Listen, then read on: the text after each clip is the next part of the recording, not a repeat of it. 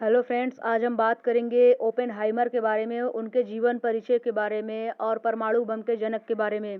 आपको अगर ये वीडियो समझ में नहीं आएगा तो आप वीडियो को डिसलाइक करके जाइएगा, पर लास्ट तक वीडियो में अवश्य बने रहिएगा। आपको ओपेनहाइमर से रिलेटेड आज सारी चीज़ें क्लियर होने वाली हैं और परमाणु बम से रिलेटेड भी बात करेंगे हम। तो चलिए स्टार्ट करते हैं ओपेनहाइमर के बारे में। ओपेनहाइमर का जन्म देखेंगे, जीवन परिचय के बारे में बात करेंगे, जन्म देखेंगे, उनका जन्म कहाँ हुआ था, शिक्षा, आविष्कार, परमाणु बम की खोज आदि बातों का अध्ययन हम इस वीडियो में करेंगे। विज्ञान ने कितनी तरक्की कर ली है यह बताने की किसी को भी आवश्यकता नहीं है, लेकिन अगर विज्ञान की तरक्की मनुष्य के विनाश का कारण बन जाए दोस्तों, तो यह विज्ञान वरदान नहीं अपितु अभिशाप है। जापान के लिए यही विज्ञान अभिशाप बना। 21 जुलाई को देश विदेश में सिनेमाघरों में ओपेनहाइमर फिल्म रिलीज होने वाली है। अब तक तो आप जान चुके होंगे कि यह फिल्म वैज्ञानिक ओपेनहाइमर के जीवन और उनके आविष्कार पर आधारित है। आज हम ओपेनहाइमर, परमाणु बम के जनक जूलियस रॉबर्ट ओपेनहाइमर के विषय में जानने का प्रयास करेंगे, तो आप लास्ट तक वीडियो में बने रहिएगा। वीडियो न समझ में आए तो आप वीडियो में कमेंट करिएगा। परमाणु बम के आविष्कारक रॉबर्ट ओपेनहाइमर अमेरिका के कैलिफोर्निया विश्वविद्यालय में भौतिकी के प्राध्यापक थे। द्वितीय विश्व युद्ध के दौरान सभी देशों में परमाणु बम बनाने की होड़ लगी हुई थी दोस्तों।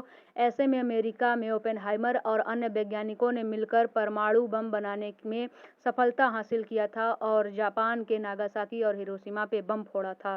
रॉबर्ट ओपेनहाइमर का जन्म 22 अप्रैल 1904 को न्यूयॉर्क सिटी में हुआ था। उनके पिता जर्मनी से थे और ओपेनहाइमर के माता पिता यहूदी परिवार से थे एवं इनका परिवार शिक्षित एवं समृद्ध था दोस्तों।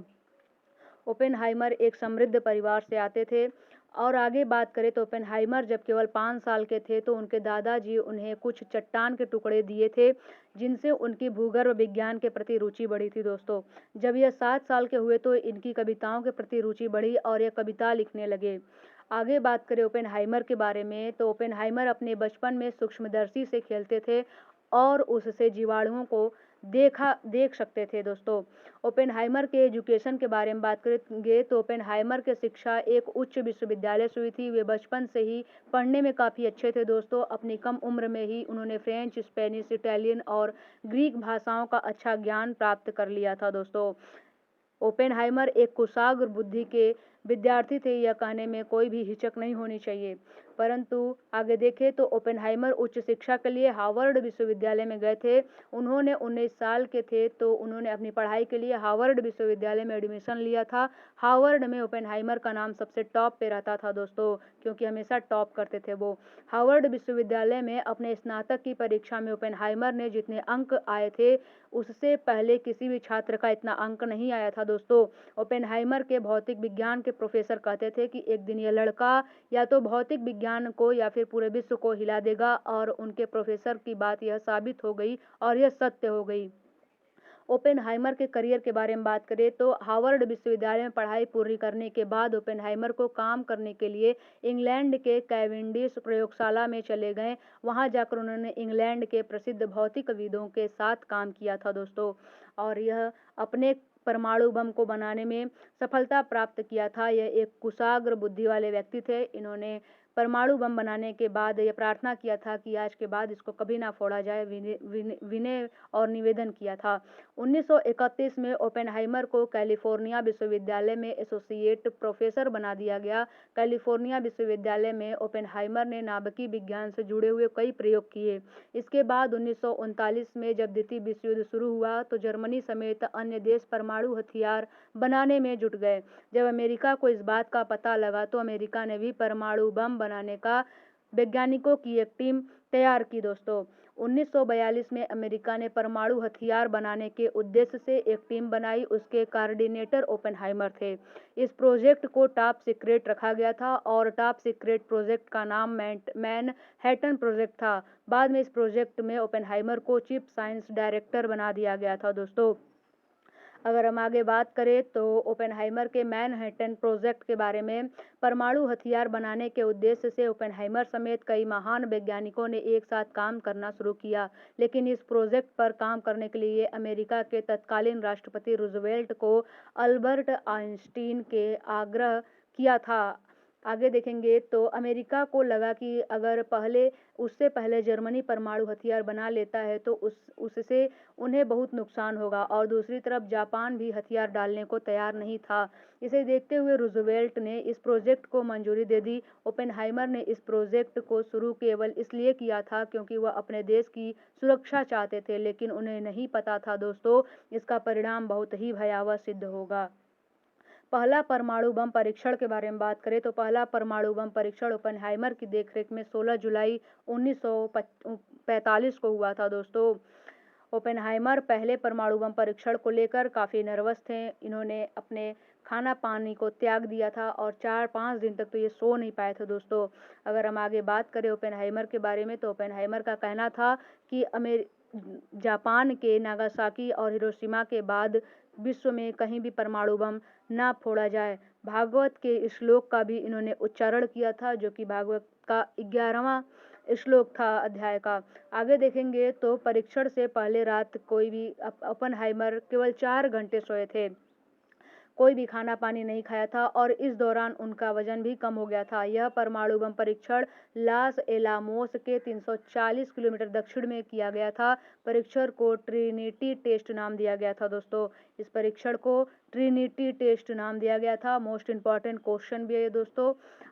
अगर हम आगे बात करें तो ओपेनहाइमर की जीवनी लिखने वाले इतिहासकार वर्ड और शेरविन ने अपनी किताब प्रोमेथियस में लिखा है कि 1945 का वह दिन ओपेनहाइमर के लिए जिंदगी का सबसे निर्णायक लम्हा था दोस्तों।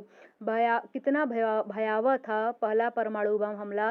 द्वितीय विश्व युद्ध के चलते 1945 में अमेरिका ने पहली और द्वितीय विश्व युद्ध के चलते 1945 में अमेरिका ने 6 अगस्त 1945 को जापान के हिरोशिमा में पहली बार परमाणु बम गिराया था। परमाणु बम से हुआ यह विस्फोट इतिहास में सबसे अधिक विनाशकारी साबित हुआ। इस स्पेसपोर्ट के चलते जापान में हिरोशिमा के एक ही शहर में 70,000 लोग मारे गए थे इस हमले के कारण, जो कि 6 अगस्त 1945 में अमेरिका के द्वारा गिराया गया था दोस्तों। आगे बात करें तो 10 सेकेंड में ही ब्लास्ट पूरे हिरोशिमा में फैल गया था और लोग जल गए थे। यह परमाणु बम 45 सेकेंड हवा में रहने के बाद फटा था। पलक झपकते ही हिरोशिमा की धरती राख में बदल गई। इस परमाणु बम का नाम लिटिल बॉय नाम था दोस्तों। और अमेरिका इतने में ही नहीं रुका और इसके ठीक 3 दिन बाद 9 अगस्त 1945 को अमेरिका ने जापान के नागासाकी पर दूसरा बम गिराया दोस्तों। यह प्लूटोनियम बम था जिस धमाके से लगभग 74,000 लोगों ने अपनी जान गंवाई। इस धमाकों में जो लोग बच गए वह विकृत हो गए और इसके कई सालों बाद भी जापान में विकसित बच्चे पैदा नहीं होते थे, विपरीत बच्चे पैदा होते थे, जैसे कि शारीरिक रूप से पैलग बच्चा पैदा होते थे, ऐसा कह सकते हैं, स्वस्थ बच्चा नहीं पैदा होते थे। अब मैं मृत्यु बन गया हूँ दुनिया का विनाशक, ये कहते हैं ओपेनहाइमर। हिरोशिमा और नागासाकी पर अमेरिका के परमाणु बम का घातक परिणाम देखकर ओपेनहाइमर का दिल दहल गया दोस्तों। उन्होंने इस विनाश के लिए खुद को जिम्मेदार माना। अपने इस एक इंटरव्यू के दौरान उन्होंने परमाणु बम धमाके पर खेद जताते हुए भगवत गीता के 11वें अध्याय के 32वें श्लोक का अध्ययन किया था दोस्तों। 11वें अध्याय का 32वां श्लोक यह था जो कि आपके सामने है, जिसमें लिखा हुआ था, अर्थात मैं लोगों का नाश करने वाला हूँ। यह संस्कृत में श्लोक है और इंग्लिश में श्लोक है, आप इसे पढ़ सकते हैं। आगे अगर हम बात करें तो ओपेनहाइमर बहुत ही नर्वस थे परमाणु बम को लेकर। आगे बात करें तो उन्होंने दावा किया कि परमाणु बम के धमाके के बाद उनके जहन में गीता का यह श्लोक गूंजता रहा।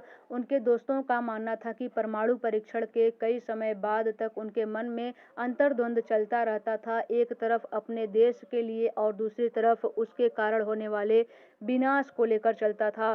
अगर हम बात करें तो परमाणु हमले पर रोक लगाने का क्या किया गया था आग्रह। ओपेनहाइमर ने जब हिरोशिमा और नागासाकी पर हुए हमले का भयावह परिणाम देखा तो वह खुद को इसका जिम्मेदार मानने लगे और उन्होंने पूरी दुनिया से आग्रह किया कि आगे कोई भी परमाणु हथियार का प्रयोग ना करे। ओपेनहाइमर का कहना था, ये आग्रह था लोगों से कि कोई भी दुनिया में परमाणु हथियार का प्रयोग अब ना करे। उन्होंने यह भी मांग की कि परमाणु हथियारों के निर्माण पर रोक लगा देनी चाहिए। विश्व स्तर पर नोबेल पुरस्कृत शांति पुरस्कार से सम्मानित विजेताओं के अंतर्राष्ट्रीय अभियान की ओर से इस बात पर जोर दिया जा रहा था कि परमाणु हथियार को रोका जाए। हिरोशिमा और नागासाकी पर हुआ हमला पहला हमला और अब तक का अंतिम परमाणु हमला था। जब से लेकर अभी तक किसी अन्य देश ने किसी भी देश पर परमाणु हथियार का इस्तेमाल नहीं किया है दोस्तों। इतने घातक परमाणु हमले के बावजूद भी आज जापान विकसित देशों की श्रेणी में अग्रणी है। जापान की जीवन शैली जापान के विकास में महत्वपूर्ण भूमिका निभाती है। जापान के अनुसार उनके समृद्धि और खुशहाल जीवन का रहस्य है उनकी इकिगाई दोस्तों। जापान में एकाकपन है, एकिगाई है, इसलिए जापान इतने जल्दी सुदृढ़ हो गया। अगर हम कुछ क्वेश्चन के बारे में बात करें तो परमाणु बम का जनक किसे कहा जाता है, तो आंसर होगा जूलियस रॉबर्ट ओपेनहाइमर। दूसरा क्वेश्चन, भारत में परमाणु बम का जनक किसे कहा जाता है, तो होमी जहांगीर भाभा को कहा जाता है। तीसरा क्वेश्चन, भारत में पहला परमाणु बम परीक्षण कब किया गया था, तो 18 मई 1974 को राजस्थान के पोखरण में किया गया था दोस्तों। आगे क्वेश्चन की अगर हम बात करें, वीडियो पसंद आए तो वीडियो को लाइक सब्सक्राइब एंड शेयर करिएगा दोस्तों तक ये वीडियो पहुंचाएगा। अगर वीडियो पसंद आता है दोस्तों तो एक लाइक जरूर करिएगा। पहला परमाणु बम कब और कहां गिराया गया था, तो पहला परमाणु बम 6 अगस्त 1945 को जापान के हिरोशिमा पर गिराया गया था। और दूसरा परमाणु बम कब गिराया गया था, तो दूसरा परमाणु बम अमेरिका द्वारा जापान के नागासाकी पर 9 अगस्त 1945 को गिराया गया था दोस्तों। जापान देश इस बेरहमी के कारण जापान एकदम शिथिल पड़ गया था दोस्तों।